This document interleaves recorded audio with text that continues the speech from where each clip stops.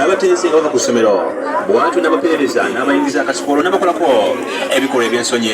Bagamba ate malibu nakweko ssente awo ne mugamba ate mali jangu tudduke tugende ku ssomero awo kusaba 10 n'atuteega. Ssebwa wabuuziddwa oba nga kituufu abaana bano yabasobezaako akkiriza oba nategeeza nti yasoose okukkiriziganya nabo oluvannyuma lw'okubawa ennusu 3.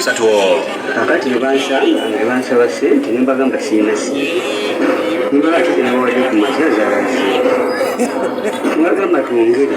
Nkugambye yali omu bw'ati oli yagaana. Naye ono n'akkiriza nga simukutte.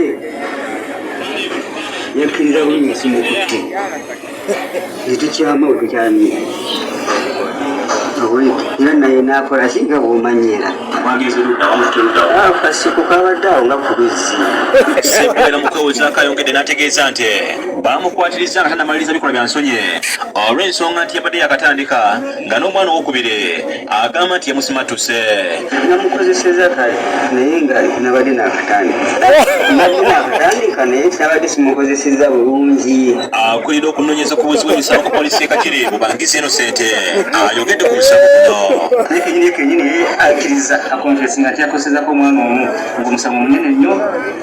Tugenda tuprocesinga fayiro tumusindike mu kooti tugenda mukyajinga aggravated deferment kubanga abaana bali wansi w'emyaka 14. Ku Lwabukedde TV ndi Kazaala Bwana Patrick Mukasa